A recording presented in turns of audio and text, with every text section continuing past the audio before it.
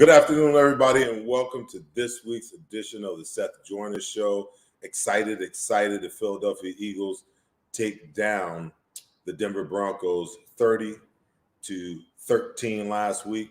And if you're an Eagles fan, you got to be encouraged by what you saw.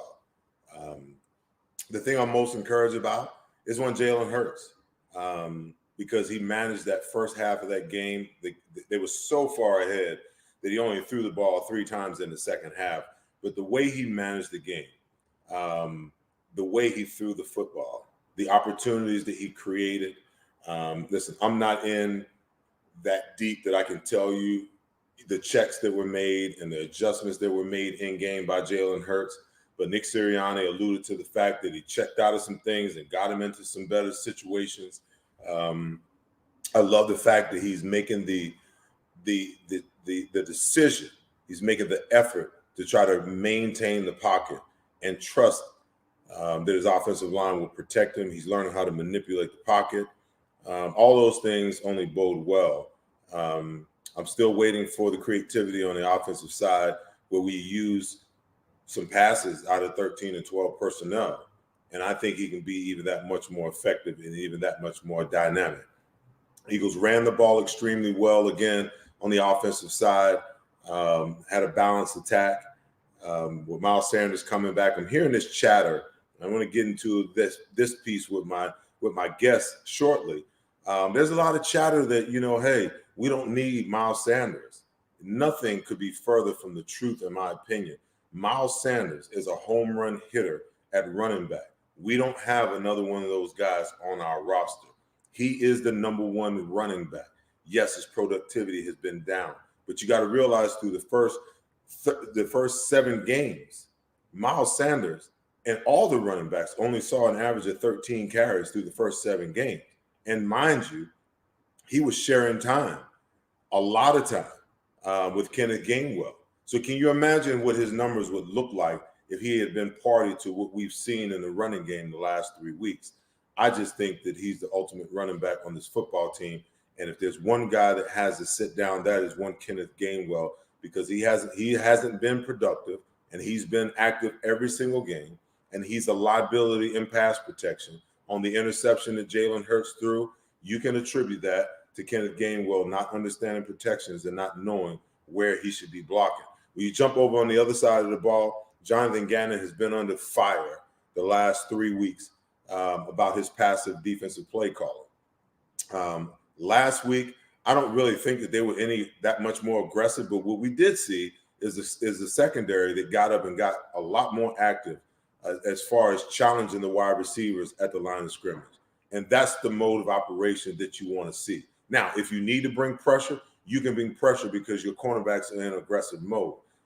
If you want to play coverage, you can still play coverage because your cornerbacks are in an aggressive mode. You don't have them off the ball 5, 6, 7 yards and backpedaling, just giving up real estate. They are in a different mode and a different mindset. The linebackers were active. When Teddy Bridgewater raised his arm to throw the ball, those linebackers are breaking on the ball and getting there with attitude. Love Davion Taylor.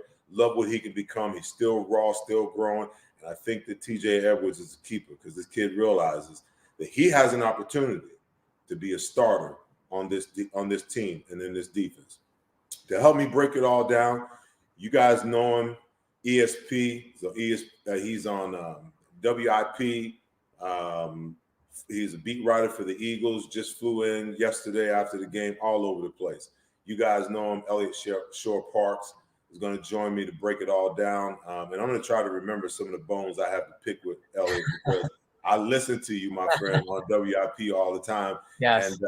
And you're the guy that, everybody loves to beat up on the airways. What's up with that, man? Man, I probably got the most interesting mentions on Eagles Twitter. Everyone's always in there, but it's good. Look, I'm super happy to be on. If we're talking defense, there's not many people I'd like to talk about it with other than you, obviously. So I agree a lot with what you said in the beginning. Disagree on the defense, but I look forward to getting into it with you for sure. Well, let's start over on the offensive side of the ball. And I guess, the 2 lightning rods on this football team undoubtedly is one Nick Sirianni and, one, and then one A, I should say, and one B is Jalen Hurts. Tell me what you've seen in their evolution over the last 10 weeks, specifically how they mesh together, and how this offense is seemingly to be coming around. Yeah, so I think with Sirianni and Jalen, what you saw early on in the year was neither was complimenting each other, right? I think that individually, both have a lot of potential. But what you saw the first 6-7 weeks was Nick wasn't helping out Jalen and Jalen wasn't helping out Nick because they were both inexperienced. I mean, Jalen's essentially a rookie. I know he played 4 games last year, but in terms of being the starter every week, getting those reps, having the offseason, this was his first time. And I think when you have a rookie head coach, you want a veteran quarterback out there that can help him get out of looks, that can change plays on the line. And when you're a rookie quarterback, you want a veteran head coach that can put you in better position. So I think early on in the year, that's really what you saw and why they really struggled. But these last few weeks, I think they're getting on the same page. Nick has talked about how they meet every Friday now. They spend a lot of time together. I know they text they text quite a bit. So I think personally they're getting along. Not that they ever didn't, but they're getting to know each other better. They're getting more reps. They're getting more games together. And what you're seeing is a quarterback and head coach duo that's been extremely productive. I mean, the opponents are what they are. You can only play who you play, but over the last 3 weeks, they've had one of the most productive offenses in the league. Even when you factor in some really painful offense to watch earlier in the year, I think they're like 12th in the league right now in points. So when you consider, and we'll get into them each separately, but when you consider the fact that they're both rookies, they're both new at their jobs, it's their first season together. I think the fact that they're 12th right now and that they've been so productive is a sign that like they could be really good together with some time to develop and obviously some improvement. Okay, so let's split them off. Let's begin with Nick Sirianni. Yeah. Under some heat the first 7 weeks, because it seems to me like they tried to build this thing in reverse fashion. They came out throwing the ball all over the map. They only averaged running the ball 13 times a game. And then all of a sudden in week 8, they made the decision to go to a run-heavy situation. I don't know whether it was because of who they were playing, because they were playing the Lions, or what the situation was. But ever since then, this football team is averaging probably around 35 to 40 rushing attempts per game. Jalen Hurts' numbers were down in the Lions and the Chargers game, but he comes back in the first half of last week and just has phenomenal numbers. And those, in my opinion, those numbers could have been even greater had they thrown the ball a little more in the second half, but there wasn't a need to. They were running the ball with efficiency. They were basically in their 4-minute offense. The defense had the game under control on their side, so you just run the ball. My biggest question is, Eliot, what the hell took so long? What took you so long to make that adjustment? Why did they have to wait to 8 weeks? Because in my opinion, there certainly were plenty of games in there that you could have won if you were playing like this rather than playing the way that you've been playing through the first 7.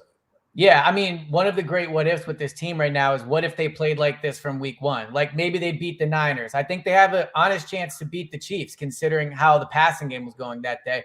And look, I think I'm probably higher on Sirianni than a lot of people, but his lack of running early on in the year is indefensible. There is no excuse for it. It might cost his team a trip to the playoffs with how poor his commitment to the run was early in the year. And look, I'm much more on the side of throw the ball to get the lead. You win in the NFL by throwing the ball. But there's a difference between not running it 25 times and running it like 4 times like they did against the Cowboys. So to kind of what I said in my first when we were talking earlier, like he wasn't helping out Jalen at all. It was indefensible, the lack of running plays. You've been around this city and this team for a really long time. I've been covering the team for 10 years. You know that these fans, after every loss, it's run the ball, run the ball. And a lot of times, like, that wasn't the problem. But this year, they were right. Like, this is the ultimate victory lap for the run the ball. So why did they throw it a lot? I mean, look, I think we'd be lying a little if we didn't think that the front office and the ownership, the fact that they love to throw the ball so much, that had to be weighing over Sirianni. I don't think Lurie's in the headset telling him to throw it, but Sirianni's a new employee. He's trying to impress his boss. He wants to show that he can win throwing the ball because that's how Lurie believes you win. And it didn't work. Now, I think Jalen playing poorly obviously impacted that, but expecting Jalen to play well when he's dropping back 35, 40 times a game was probably unrealistic. So I think it's a positive sign that he's turned it around, but there's no defense for how he called these games earlier in the year. Okay, so 2 things. I get it. The new age, you throw it early and you get up and then you run it late. that's how you get back to balance. I've had that argument with Joe Banner numerous times over Twitter, Yes. and in other places. My question always is, if that's your mode of operation and it doesn't work, if you come out and you go 3 and out, 3 and out, 3 and out, 3 and out, 3 and out, 3 and out, okay, what do? Do you just keep throwing the ball? Because you now made yourself one dimensional, and you've also shown the offense that this is what you're going to do all day. So my problem with that is, you talk about the battle cry has just been this year. Listen, that was the battle cry with Andy Reid. Andy Reid's problem. Oh yeah. Yep. He never wanted to run the ball. And I believe that, the evolution of making the choice to run the football in Kansas City has more to do with him winning the Super Bowl than any other factor.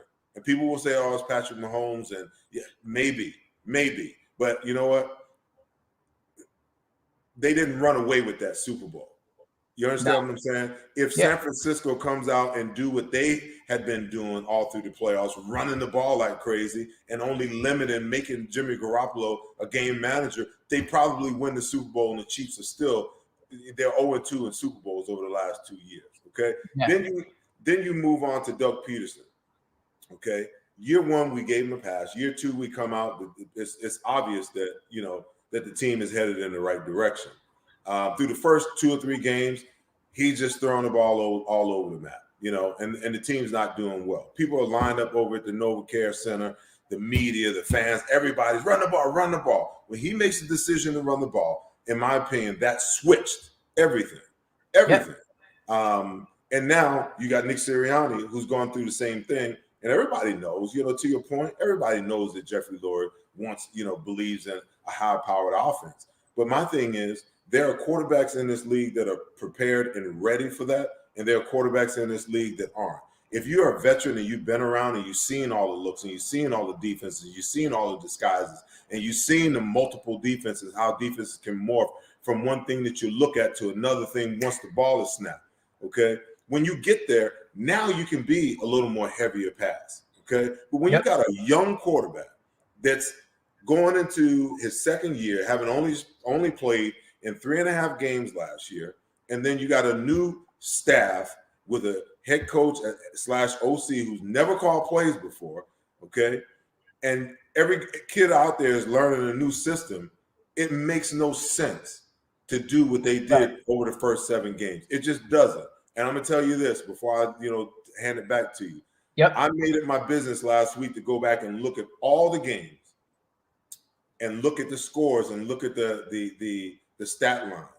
Do you know that 90% of the teams that won last week, they were balanced in their run to pass ratio, almost balanced. Some games, teams were heavier run than they were pass. So I see this renaissance of football going back to, the basis of what it is.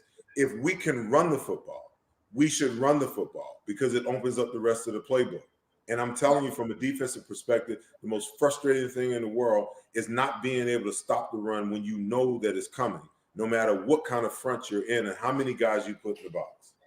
Yeah, so my opinion on this, just from a football analyst, and we'll talk about it on a large sense before getting to the Eagles, has changed, right? And to what you said about being a defender, you would know, you're out there on the field. Ike Reese has talked about this, right? John Ritchie as a fullback has talked about how you can see the demoralizing impact it has on a defense when another team runs on you.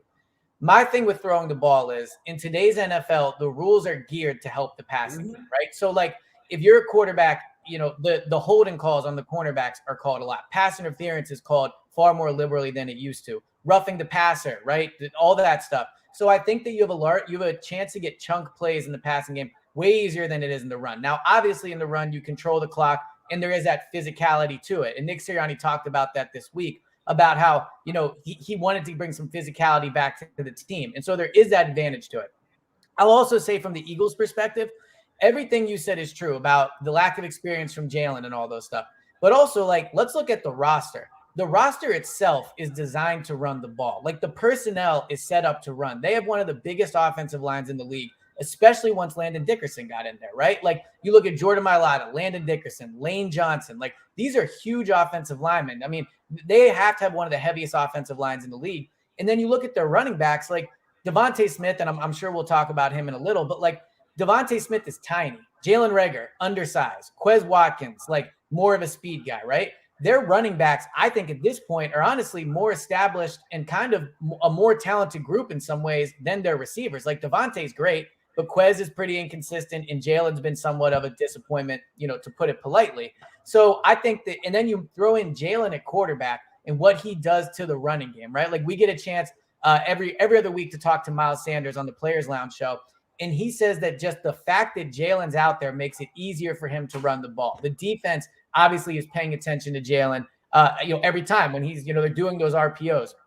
So I think that in addition to the fact that you're right about the inexperience and all that, the fact that Sirianni didn't just look at the roster and go, we are built to be a running team. Like I don't think Jordan Howard and Boston Scott aren't going to run them to the playoffs. They're going to have to be games where Jalen Hurts, like he did against Denver, makes time throws. And that's going to come. It very well could come this week against the Saints. But ultimately, the personnel on this team is so perfectly set up to run the ball that they definitely should have been doing it earlier in the year. Okay, so you talked about the rules in the game as far as how that plays into, know, why you pass. And listen, I get it 100%. Because if you've got crafty wide receivers, even on balls that are underthrown or balls that aren't catchable, you can do crafty things to even draw that penalty. I think it's too big of a penalty. I think it should be a 15-yard penalty. I agree. Unless it's really, really flagrant, that they're trying to stop a touchdown. I understand why you made the rule that way, but I think that the offenses now are taking advantage of it. See, my problem with a pass-heavy offense is if I'm a defense coordinator and I know that an offense that I'm playing against is going to come out and they're going to try to establish the run often and early, well, guess what I'm going to give you? I'm going to give you a mixture of zone, man, roll coverages, robber coverages. You're going to get a plethora of different things. What the running game, Eliot, provides is an opportunity to force a defense's hand. Yep. Because if I can play passive as far as the pass is concerned and get the run under control, then now my play calling abilities are at the top of the heap, so to speak. Okay. But if you come out and you start running the ball all over me, then that makes me have to commit an extra guy to the box or down around the line of scrimmage. Now, that's the time where I can take my shots downfield. That's the time where I can get, when my quarterback pre-snap reads that, they're in man coverage. But the problem is if you're throwing it all over the place, you're not going to get the opportunity to throw it down the field. One of the biggest problems with Kansas City right now is, and why they've struggled, is Patrick Mahomes has had to learn how to play the game in a much more patient manner because teams are playing too high safety. They don't care. They know that the Chiefs' running game isn't that good. So they're saying, we're not going to let you get over the top. You're going to have to take that 5, 6, 3 yards, a shot. But what did he want to do? He wants to throw the ball deep because that's what they've been accustomed to. If defenses aren't going to allow you to do it, then you have to take what's underneath. And because he hasn't been used to that, I believe that's why offensively they've struggled. Now this last game, he's kind of morphed into this and he understands that, I got to take what the defense gives. And when I get up and I force them to do some things that they might not want to do, now I can take my shots downfield. So when I'm talking about, what Nick Sirianni, how he's looking at this thing, it will always be that way, even much more so with a young quarterback. If I can run it, then I can run anything I want. If I can get a lead, now I can get some shots down the field. That ball that Jalen Hurts threw last week to Devontae Smith, he got one-on-one coverage with a single high safety. Now, the safety got over there, but he got over there late. I haven't looked at the film yet to tell you whether Jalen actually looked the safety off or not. But you're not getting that in a zone look. You're not getting that in a too high look. The ball that he threw for an interception was actually it was a too high look, but the safety never really got a chance to roll back to the middle of the field And because Jalen was looking that way the entire time, the safety just went to where Jalen's eyes were. But my main point is that, yes, you can use the rules to your advantage, but you're more apt to get those calls and you're more apt to get the big shots down the field when you're in man-to-man coverage. If you're throwing the ball a lot and you can't run the ball, or you're not committed to running the ball, then guess what? I'm going to give you a mixture of coverages.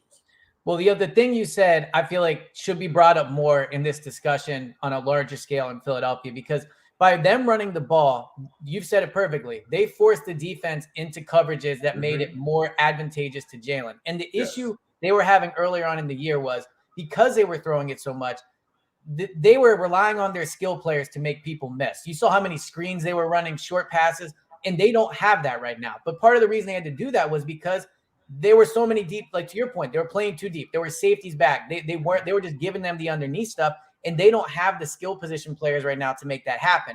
And when you're throwing it 45, 50 times a game and you're only getting 2-3 yards, like you're not controlling the clock at all, right? Because you're not running it. So that's not helping. But B, that's not a way to sustain offense. Early on in the year, the Eagles would have 14, 15 drives a game, and they're only scoring on 3 or 4 of them. Now you look at that Chargers game, I think they had 9 drives, right? And they scored a field goal or a touchdown on I think 6 or 7 of them. And there was one where they knelt it at half, I think. But regardless, they're far more efficient offense this way because they're forcing the coverages into things that Jalen can read. And also, one of the Jalen strengths right now is the deep ball. His strength is not consistent accuracy. That doesn't mean he can't get there. But I think once he gets more comfortable reading defenses, then you become more accurate too, because you know what you're doing and it's easier just to throw it. But right now, the fact that they're running it so well and you're not having as many defenders deep, you can take advantage of his deep ball. You brought up the deep ball to Devontae Smith, but that deep ball to Quez Watkins was probably the best throw he threw all day. And that's only a throw they can do there because the running game was working. And really quick, to get back to just the philosophy of running the ball, Nick Sirianni, I thought last week was such a good example of how Sirianni's grown as a coach. Going into that game, if you remember back in the Dallas game, and I'm sure this aggravated you, back in Dallas, he said essentially going in, their game plan was dictated by the fact that they thought they were going to give up a lot of points. They essentially went into that game admitting defeat against that Dallas offense, right? And then you look at Denver. Denver going into that game, they had probably the best run defense Eagles had faced in a few weeks, if not all season. They were one of the best in the league, especially at home. I think they were 4th in the league in yards per carry allowed at home.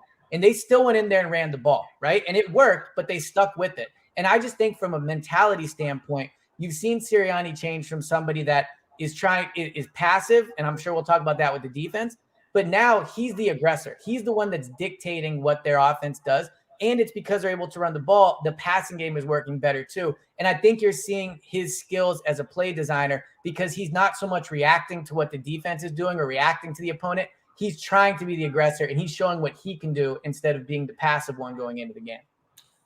Well, I think this, also benefits Jalen Hurts. Let's jump over on him. I saw some things out of him on Sunday that really excited me.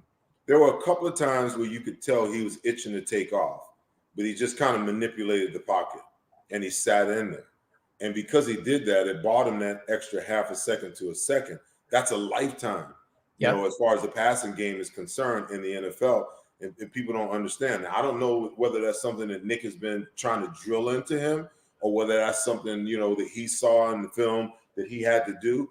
There's certain times, I've always said for running quarterbacks or quarterbacks that like to scramble, first of all, I want to see those guys be able to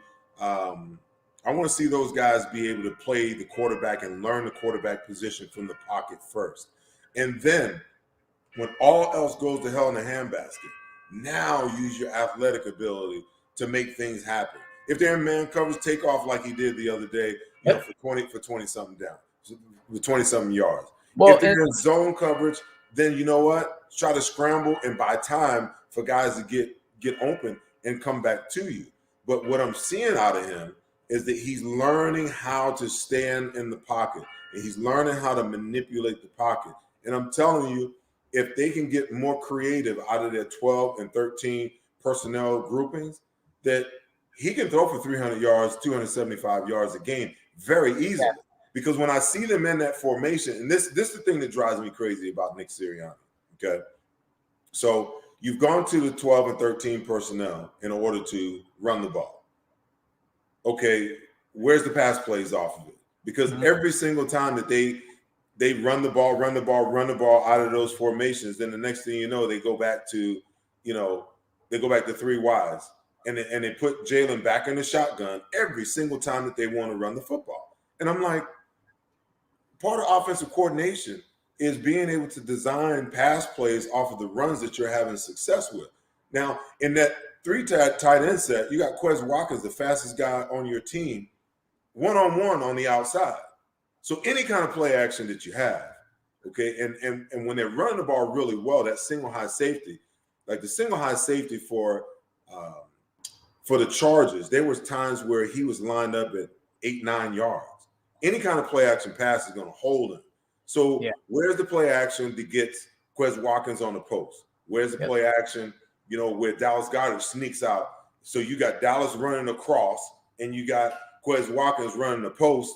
If I can conjure up this kind of stuff in my head, I don't get paid to do this, Right. I don't get paid to do this. If I can come up with that kind of ingenuity and that kind of creativity, why hasn't this coaching staff, why haven't we seen that? So what you said, I want to address what you said about Jalen real quickly. So from being down at the NovaCare every day, from talking to people in that building, what they've hammered into Jalen more than anything is trying to get him to stay in the pocket a little longer. Now, if you remember, I think it was with McNabbs early on in his career, he was leaving the pocket too soon. He was too much of a runner. And the debate became like, well, you don't want to take that out of his game, but you also, you need him to throw the ball. And I think there's a little bit of that going on with Jalen. I know the coaching staff is very aware of the fact that they don't want to take that out of Jalen's game. I mean, he's one of the best running quarterbacks in the NFL. Like doesn't have the speed of Lamar, but he does such a good job of like picking and choosing. He doesn't take big hits. He doesn't fumble the ball. His running is a real big asset to this offense. And I do think sometimes it disguises issues with the Eagles offense, their game plan and their offensive line, just in terms of protection. When you look at the sack numbers, the lack of negative plays, all those things. But I think that with his ability to stay in the pocket, to your point, so much of offense in the passing game is about timing, right? And when he's leaving earlier or when he's moving off his spot in the pocket when he shouldn't be, it throws the whole passing game off. So I know that they work really, really closely with him on that. And they've talked about this since the Denver game, that they're impressed by how he's advancing in that area. If you think about, I think it was 3rd and 12 against the Broncos this past Sunday, that pass to Goddard. Sirianni talked about this, that he dropped back and he thinks early in the year Jalen probably would have taken off, but he waited a few seconds. He kept his eyes down the field. He didn't go past the line, and they get 24 yards on it. So I think that Jalen learning to be in the pocket more, and you don't want to take that out of his game, but Jalen staying in the pocket a little bit more, I think it'll open things up in the passing game, because right now, because of his tendencies to leave early, to your point about why they're not more play action and those type of things, and I agree with you, they should be doing more of that, but I wonder how much of their lack of trust might be strong, but how much of their kind of waiting for Jalen to develop into more of a time-oriented pocket passer is impacting what they do in the passing game in terms of coming off the running game. Well, I think that, they got a boost of confidence if you look at what he did Sunday. Absolutely. You look at what he did Sunday and you realize that, you know what, if he's getting it, if he's understanding that, and it's a delicate balance, because I know that to Donovan's detriment, he tried to sit in the pocket. Yep, absolutely. Too often early, because everybody was saying, oh, he leaves the pocket too. Oh, he's just always running out of there. So there were times where he should have been running, that he made a decision not to run, trying to appease everybody else. I like the fact that Nick and his staff, that's something that they don't want to beat out of him, but at the same time, he's got to learn how to manipulate the pocket in certain situations. He's got to, the one that really impressed me is where he had pressure on his left-hand side. He stepped up in the pocket to his right, and then he moved back and reset and fired downfield. Those are things that veteran quarterbacks like Tom Brady and Aaron Rodgers and guys like that, those guys do those types of things. If he's evolving to that step, to that point, now there's no limitation. I kind of got into it with Barrett Brooks on Sunday on postgame, because he was talking about, well, this is the type of offense that fits what he does. And I keep trying to say, let's not put this kid in a box. Yeah. He's still learning. He's still developing. He's still growing. This offense should be growing and expanding as he gets more mature and he understands what it is that he has to do. So, in saying that, huge debate over the last 10 weeks. Do you feel like Jalen Hurts has the opportunity? Does he have the wherewithal to actually be the franchise quarterback for the Eagles? We know how he was last week. We know what he was doing. We know who those the five top quarterbacks are.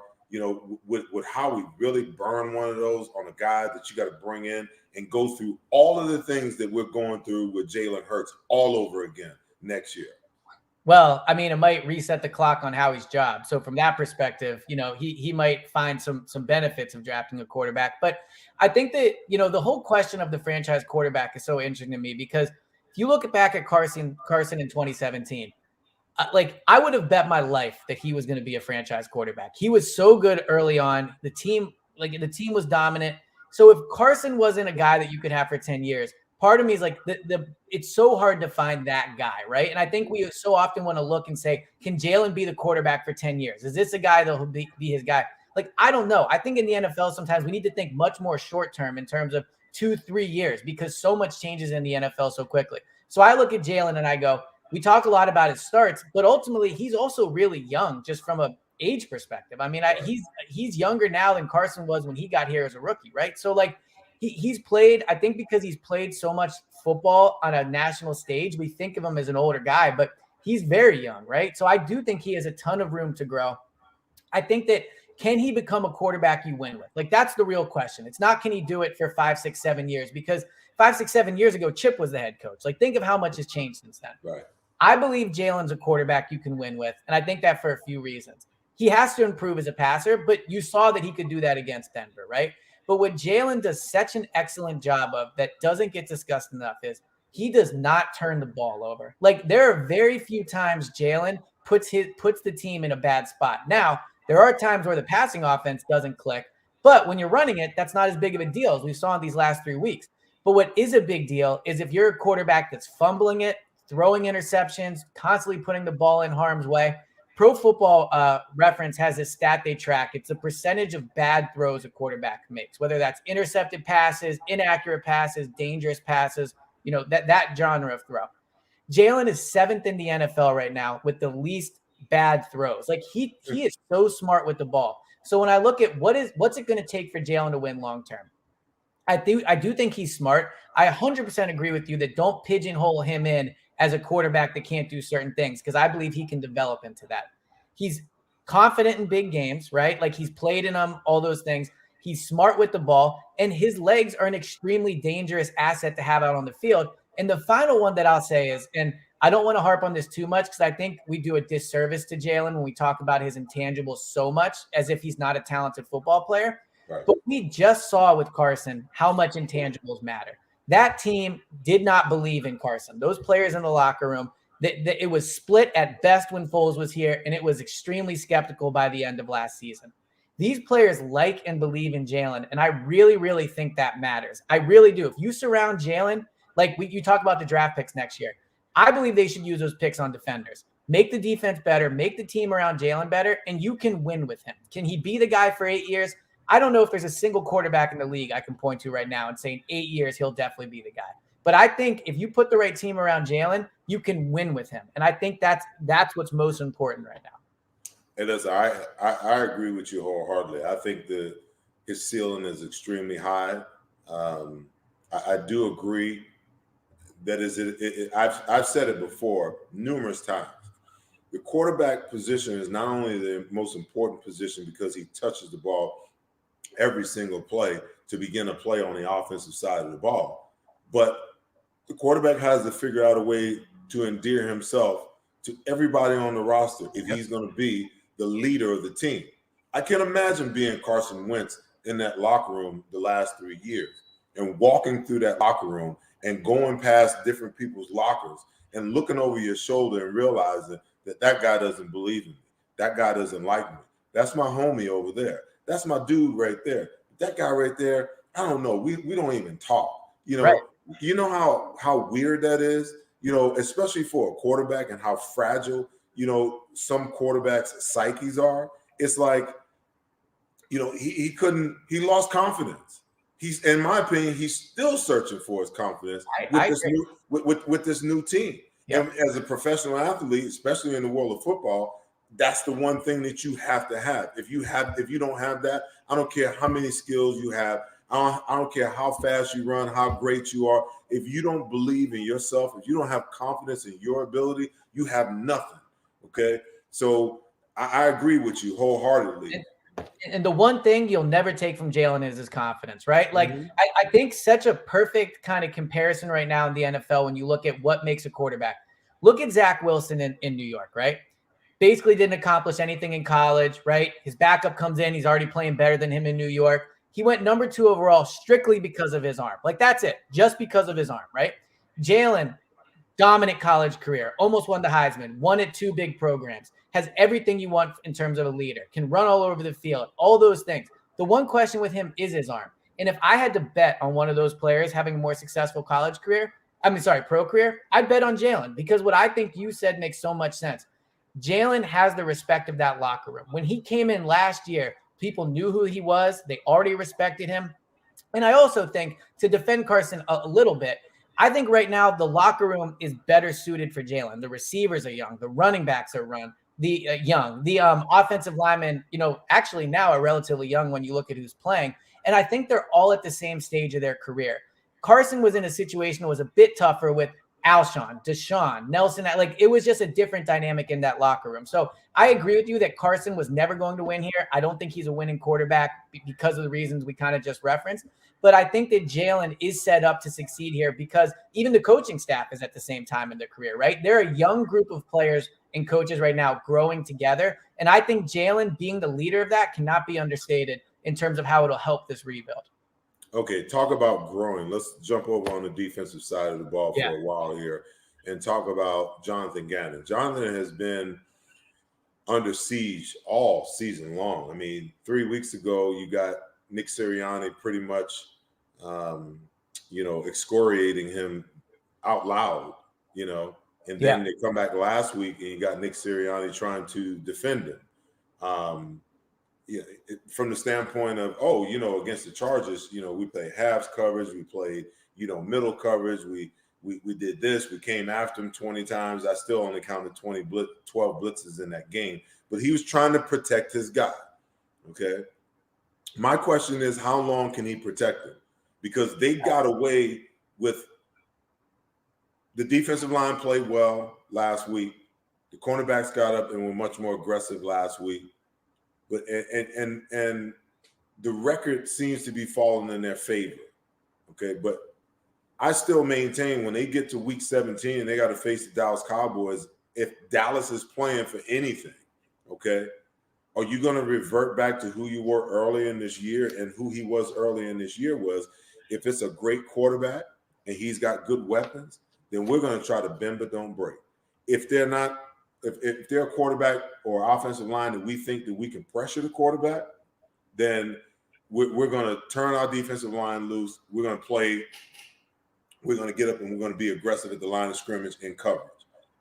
That seems to be his mode of operation. And for the Eagles, the next couple of weeks, who do you have that you really fear? You don't really have anybody that you fear.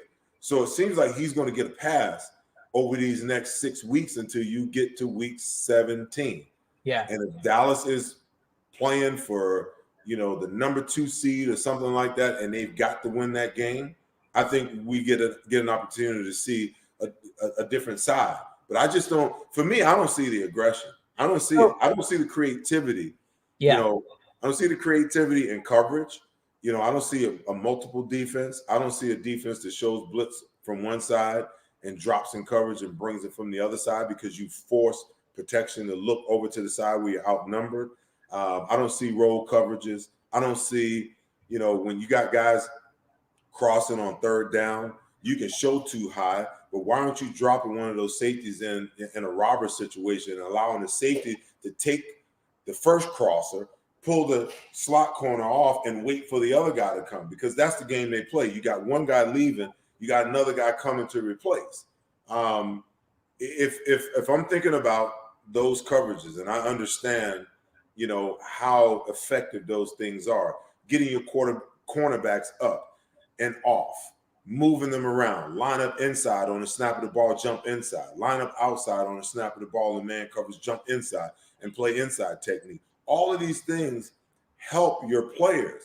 And I just don't see them. And the only place that I seen a difference was I seen a couple of games up front, with the defensive line last week that was extremely creative. Right. But you have to have much more when you're talking about these complex offensive schemes and how smart these offensive coordinators, quarterbacks, coaches, and head coaches are, and how they can attack you and how they can adjust in the moment. So we're gonna disagree a bit on this, which I'm excited for. But here's what I would say about Gannon, right? When I look at just the coaching job, I actually think in some ways he's done a better job than Sirianni has, just because of the fact that what we talked about with the running game, in terms of how Sirianni's personnel was so clearly geared to run, and he didn't do it, like that's an egregious mistake. I think with Gannon, where he gets a little unfairly criticized is this defensive personnel is not as good as at least I thought it was going to be, and is not generally that good overall. When you look at their safeties, right? Rodney McLeod, he does not have the speed he used to have. He's coming back from the injury. If I'm a defensive coordinator, I don't know if I'd trust him up high as that single safety, right? So then you're talking about, well, if it's not going to be Rodney, who do you put back there? Now, Anthony Harris is a guy that I believe is better suited to play closer to the box in a little bit more of a Malcolm role, which he was later on, right? So I don't know if they have the personnel to play single high at an effective level. Now, where I do agree with you is there is not a lot of creativity from Gannon, which is disappointing when you consider the fact that he was one of the top defensive coordinator candidates that was hired. But to me, what it comes down to this is, bottom line, the Eagles are about, I think, 14th in the league in points allowed. And I know that they've struggled against really good quarterbacks. But what to me, the difference is those really good quarterbacks, it's really hard to stop them as a defensive coordinator. So is Gannon a great defensive coordinator yet? No, he's not a great defensive coordinator. And his lack of creativity is concerning. But I also think that bottom line, they've played, 10 games now, whatever it is. And to be 14th in the league in points, like I can't call you, and I know you're not calling him this, but you hear a lot of people call him a disaster, that he should be fired. And like, that's not bad production. It's not and the fact that, yes, a lot of their really good games are against bad quarterbacks, but they're not just like doing well against these quarterbacks. They're dominating them. Like there's not been a game this year where they've gone in saying this defense should have a good game, and they haven't. Like they dominated Detroit. They dominated Denver. They dominated Atlanta. They won the game in Carolina. So I think that ultimately, yes, like you want to see more creativity, but there have been adjustments too. And the last thing I'll say is, against Kansas City in week 3, he blitzed Patrick Mahomes 8% of the time. And I thought that was a main flaw of his, right? That you were being far too passive in how you were playing defense. Against Justin Herbert, he blitzed almost 30% of the time. So I think there have been those adjustments, but ultimately the personnel that he has, I think, is holding him back more than the coaching is. Well, listen, that's a byproduct of being a good coach, okay? Especially if you're the defensive coordinator. Because what you have to do is you've got to figure out a way. Like I've been saying for years, the way that you free up Fletcher Cox is you put him in a 3. You got a guy like Javon Hargrave. You put him in a 2-eye. If that center turns to try to double Fletcher, then Javon is in the backfield. I guarantee you 3 of his 6 sacks come off of that same thing.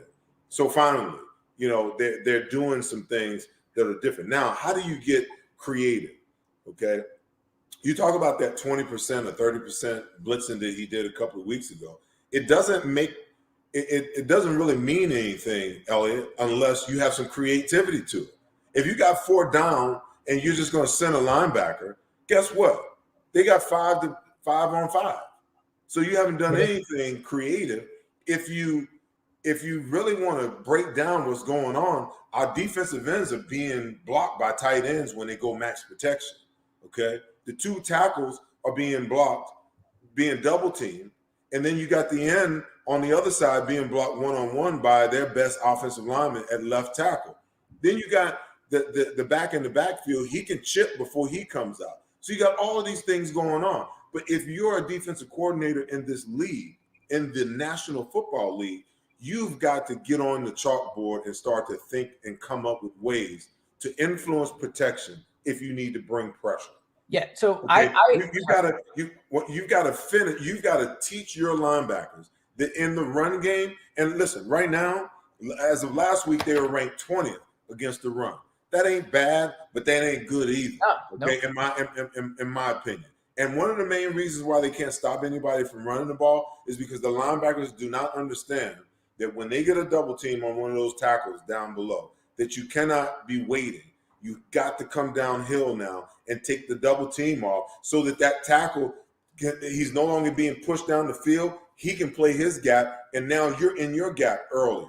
But week after week after week, you see our defensive tackles being blown off the ball, and we're like, oh, Fletcher Cox ain't got anything left. What is the first 5 games just, a flash in the pan for Javon Hargrave? No, they got 600 pounds laying on 300 pounds when they run the ball, and your linebackers don't step up.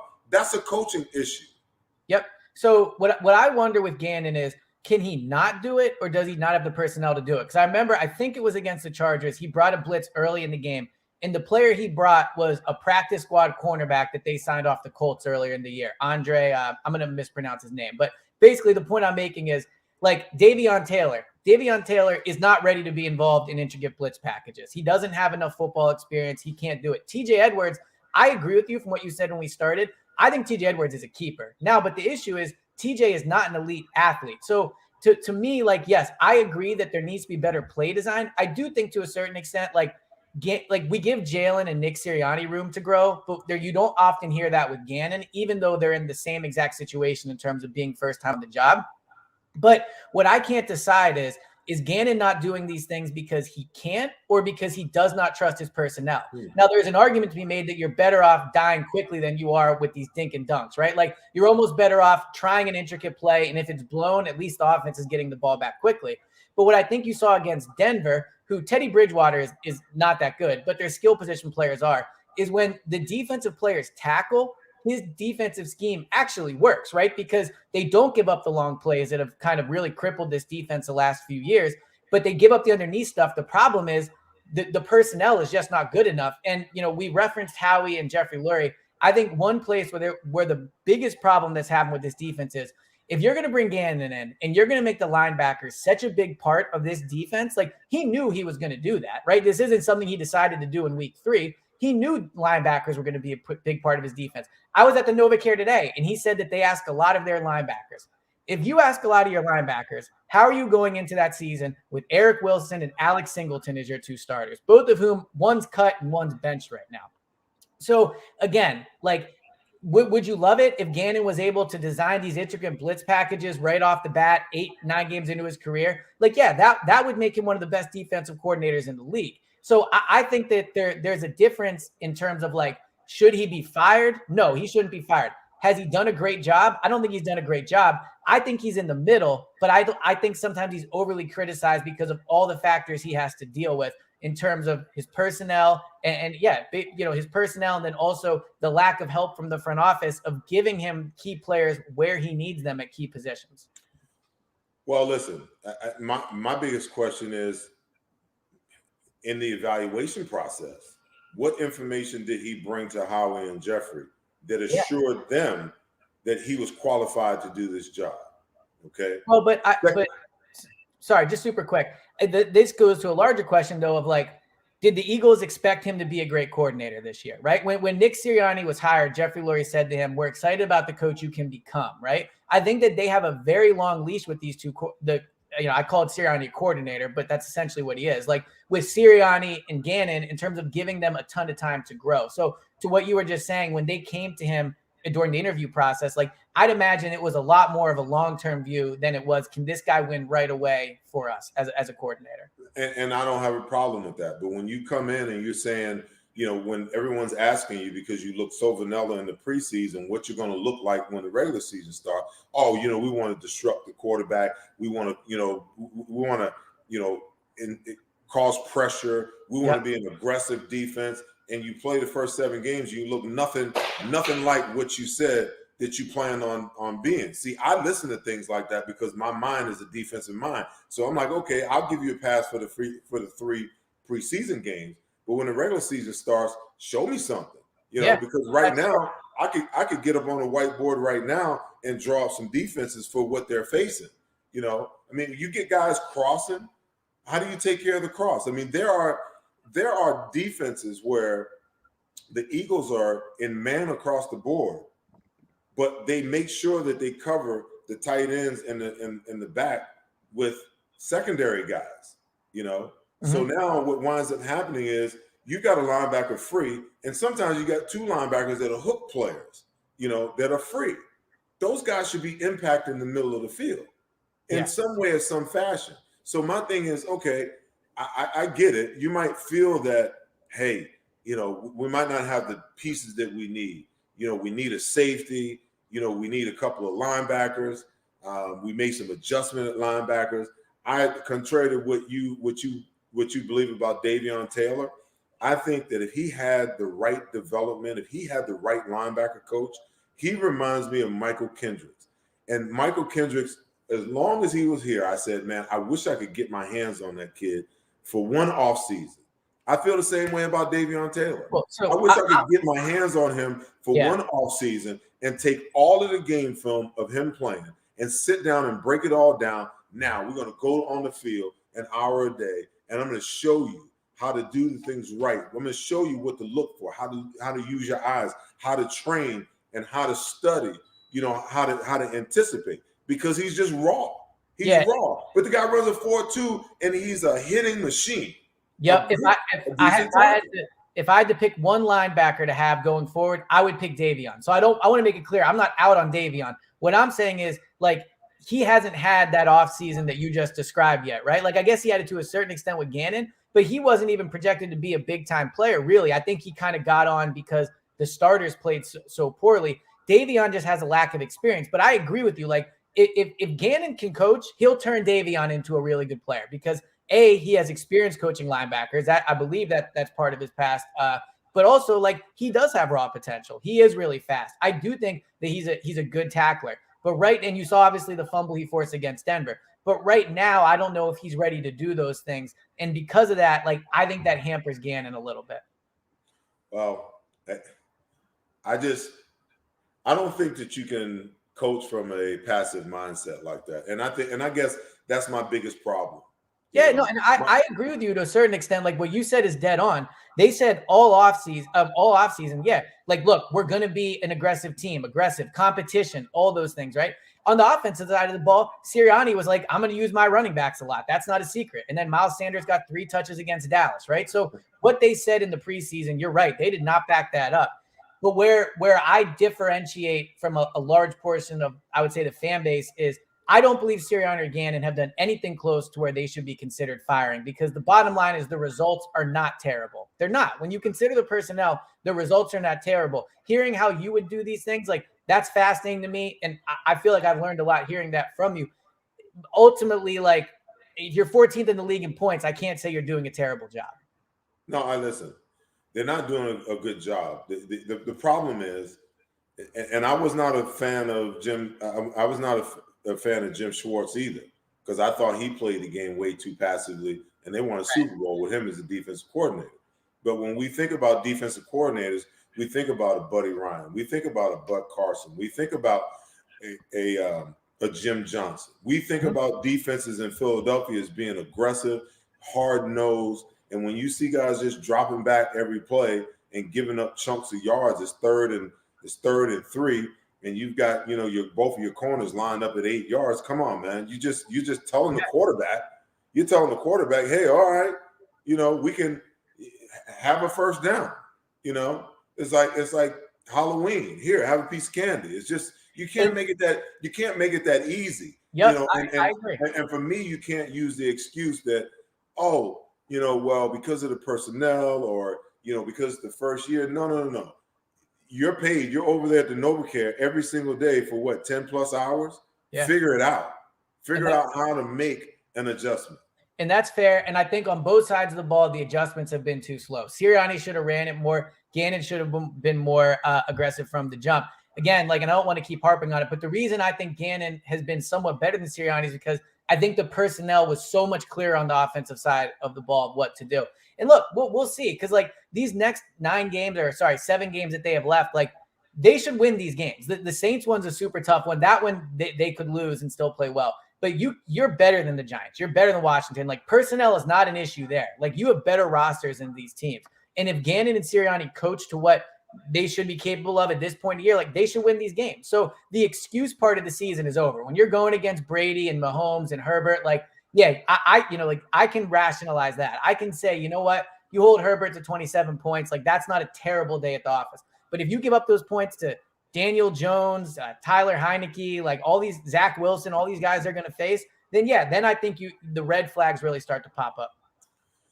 ESP, it's always a pleasure having you on, man, and talking ball with you, man. As always, our time is our most valuable commodity, man. I appreciate you coming on, spending some time with me today, and let's try to do it again as this season progresses. Good stuff. Appreciate you. Yeah, man. Thanks for having me on. I missed the days of doing Comcast with you, so it's always a pleasure to come on here and talk with you. I always feel like I learned something too. So awesome. Keep tweeting, man. I'm enjoying your Twitter too. People get mad at me, but your Twitter's really where the all caps it's going. That's the good Twitter right there. It's just nothing but that good old-fashioned Philly passion. Amen, man. Amen. Absolutely. All right, guys, that's the show for today. As always, be good to each other and take care of each other. But most importantly, make sure you love each other. I'll see you right back here next week, hopefully celebrating another Eagles win over the New Orleans Saints. Peace.